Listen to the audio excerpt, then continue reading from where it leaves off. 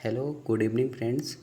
आज हम जो वीडियो लेकर आए हैं उसमें हम बताएंगे सभी डिमल्टी स्टूडेंट्स के लिए कि डिमल्टी में first year and second year first year में कौन कौन से सब्जेक्ट्स होते हैं और एग्ज़ाम पैटर्न क्या है। तो पहले हम बात करेंगे कि फर्स्ट ईयर में एग्ज़ाम का पैटर्न क्या होता है, कितने एग्ज़ाम्स होते हैं, प्रैक्टिकल कितने होते हैं और टोटल मार्क्स कितना होता है।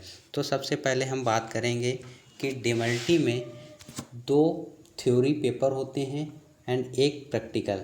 पहला जो पेपर होगा थ्योरी पेपर 2 होते हैं, जिसमें से पहला जो कॉमन सब्जेक्ट से रिलेटेड पेपर होता है, पहला जनरल एनाटॉमी होता है, physiology, pathology, pharmacology and microbiology.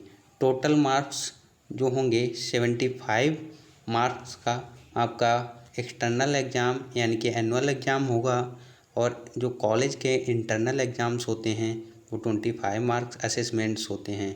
Total marks जो होगा 100 मार्क्स का पेपर होगा, यानी कि 75 मार्क्स आपके एक्सटर्नल एंड 25 मार्क्स आपके कॉलेज के internal exams and passing marks दोनों को ऐड करके 50 मार्क्स चाहिए होंगे। जिसको पास होना है उसको 50 मार्क्स की ज़रूरत होगी। सेकंड बात करते हैं सेकंड पेपर यानी कि डिपार्टमेंट पेपर की। डिपार्टमेंटल पेपर में कौन कौन से सब्जेक्ट होते हैं। सबसे पहले clinical haematology and clinical microbiology, second clinical biochemistry first, third hand hygiene and prevention of cross infection, fourth है basic life support and CPR। ये भी टोटल 75 मार्क्स का एनुअल एग्ज़ाम होता है, इसको एक्सटर्नल एग्ज़ाम भी बोल सकते हैं।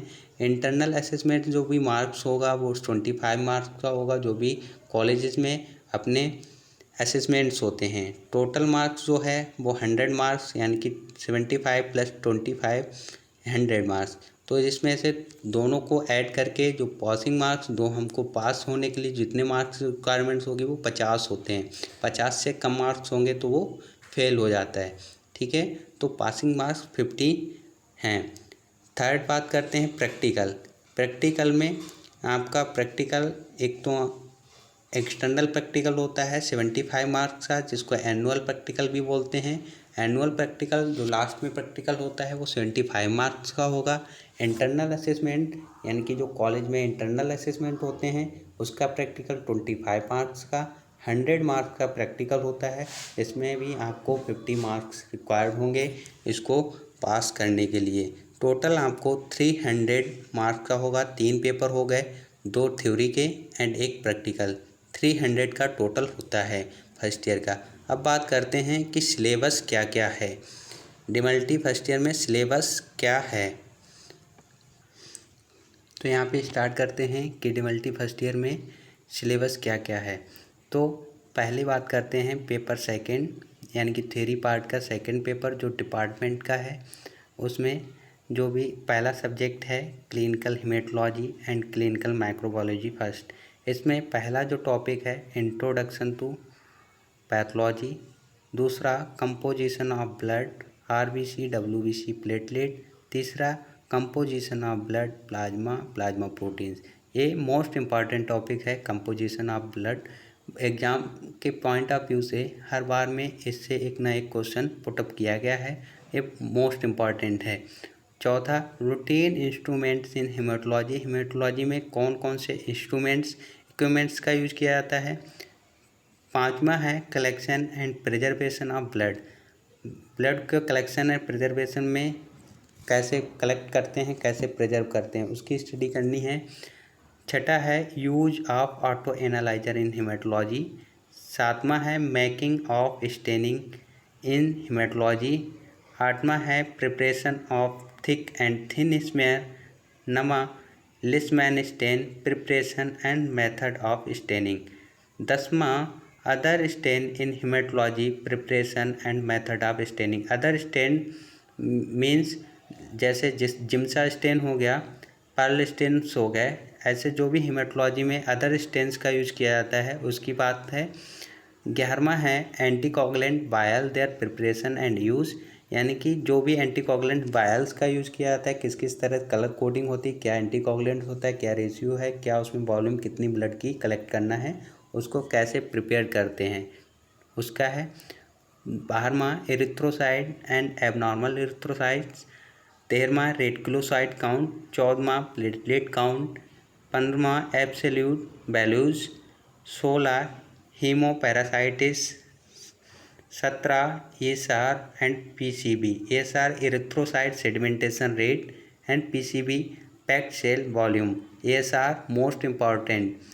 18वां है ऑस्मेटिक फ्रेजिलिटी टेस्ट। 9वां है एली सेल, ये कभी नहीं पूछा जाता है, एली सेल इम्पॉर्टेंट नहीं है डिमल्टी के लिए। 20 आपका कोगुलेशन डिसऑर्डर, यानी कि कोगुलेशन से डिसऑर्डर होने से कौन कौन सी डिजीज हो सकती है उसका। Next 21 lab diagnosis of bleeding disorder. 22वां formation and composition of urine. 23वां collection and preservation of urine. 24वां एबनॉर्मल कॉन्स्टिट्यूंट्स ऑफ यूरिन। 25वां यूरोनोमीटर एंड इसके बाद एल्ब्यूमिनोमीटर। 26वां physical and chemical examination of urine. Urine के एग्जामिनेशन मोस्ट इम्पॉर्टेंट है pathology में। 27वां माइक्रोस्कोप एग्जामिनेशन ऑफ यूरिन। 28वां लीवर फंक्शन टेस्ट। 29वां रीनल फंक्शन टेस्ट। 30वां examination of body fluids, pleural, peritoneal, pericardial, synovial, जो भी फ्लूइड्स होते हैं उसका एग्जामिनेशन के बारे में। 31 examination of body fluids, CSF इसमें मोस्ट इम्पॉर्टेंट है। 32 semen examination, very most important. 33 investigation of anaemia. 34 haemolytic anaemia, foetal haemoglobin. 35 bone marrow indication, contraindication and aspiration. 36वां इंट्रोडक्शन टू ल्यूकेमिया। 37वां chronic leukaemia and acute leukaemia. 38वां use of auto analyser in haematology. Haematology में जो भी analyser CBC करने के लिए use किए जाते हैं 3 पार्ट 5 पार्ट, उसके यूज कैसे करते हैं ऑटो एनालाइजर्स, उसकी बारे में डिस्कस करना है। 39वां general introduction and term use in microbiology. 40वां safety measures in microbiology. 41 universal precautions.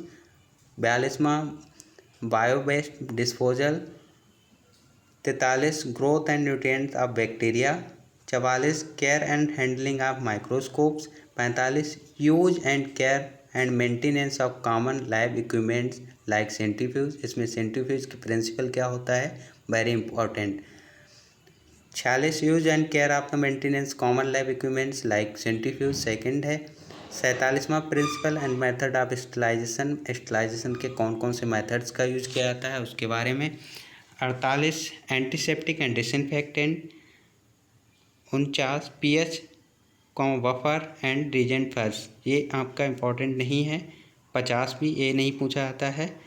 51 routine bacteria culture media first. 52 routine bacteria culture media second. Media for bacterial identification first. 54 media for bacterial identification second. ये practical के point of view से most important, ये theory में नहीं पूछा जाता है। 55 media of drug sensitivity testing. 57 classification of staining method smell preparation. 58 grams staining other routine staining in microbiology, most important topic. 58 repeat कर रहे हैं, gram staining stains and other routine stains in microbiology. 59 ZN stain and other stain in mycobacterium, mycobacterium के लिए जो भी stains की जाती हैं वो इम्पॉर्टेंट है। आपका 59वां जेडन स्टेन्स मोस्ट इम्पॉर्टेंट, हर बार अधिकतर एग्जाम्स में पूछी गई है जेडन स्टेन्स। और माइकोबैक्टीरियम ट्यूबरकुलोसिस या माइकोबैक्टीरियम लेप्रोई के लिए कौन कौन सी स्टेन्स यूज की जाती हैं। 60वां आपका लिस्मैन स्टेनिंग। 65 मोस्ट इम्पॉर्टेंट, 60वां जो भी है वो मोस्ट इम्पॉर्टेंट है लिस्मैन स्टेनिंग। 65 65वां mechanism of drug resistance in bacteria. Mechanism of drug resistance in bacteria, ये नहीं पूछा जाता है। 66 जो है एंटी बैक्टीरियल सेंसिटिविटी टेस्टिंग, ये ST आपकी जो भी है वो एग्ज़ाम के पॉइंट ऑफ व्यू से इम्पॉर्टेंट नहीं है, लेकिन प्रैक्टिकल में इसका यूज़ होता है और इम्पॉर्टेंट भी है प्रैक्टिकल के लिए। Anti bacterial sensitivity testing